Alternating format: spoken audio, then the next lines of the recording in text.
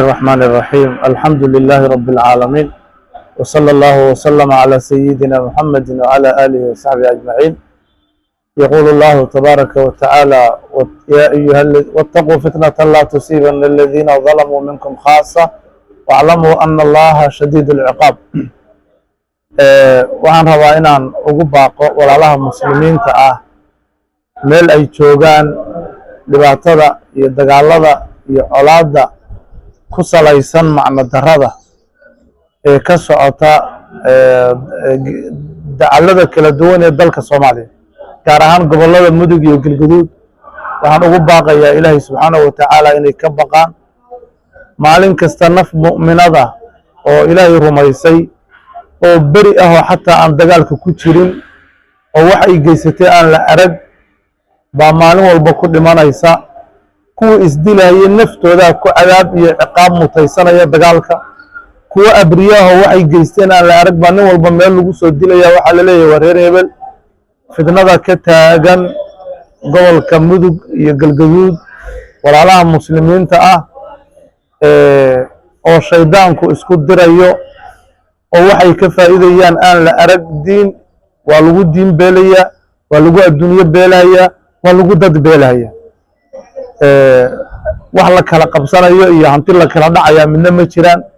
walaalahaas waxaan leeyahay Ilaahay subxaanahu wa tacaala ka baqa. fitnada aad gacmaha kula jidhaanna faraha kala baxa. qofka mu'minka ah dilkiisa Ilaahay agtii qiimaha iyo culayska uu leeyahay waad ogtihiin. qof mu'mina qofkii dila ee kas u dila ciqaab fara badan baa Ilaahay u yaboohay. rasuulka sallallahu alayhi wasallam wuxuu ku tilmaamay adduunyada dhan samaawaadka iyo toddobada ardo oo zuula, adduunyada dhan oo zuusha iyo qof mu'minahoo la dilo Ilaahay subxaanahu wa tacaala agtiisa waxaa fudud adduunyada zuusha. yani qofka mu'minka ah soo miisaan u leeyahay dilkiisa. xadiis baa jira nabiga calayhi salaatu wasalaam uu yidhi qofku ka zuuli maayo inuu ku jiro barwaaqo iyo wusci maa lam yusib daman xaraaman. dhiig xaraama intuuna gelin qofku wuxuu ku jiraa raaxo iyo wusci iyo fudayd.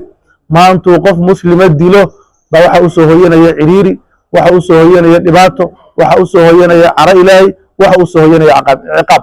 waxaan ugu baaqayaa walaalahaas inay faraha kala baxaan waxa ay ku jiraan. maamulada iyo dadka ahlul xalli wal caqdigana waxaan ugu baaqayaa siday meelaha qaybo ka midaba ay ugu istaageen inay u istaagaan dagaaladan ka soo cusboonaaday hadda koonfur galbeed ama koonfurta Mudug dagaalada ka soo cusboonaaday inay ugu istaagaan.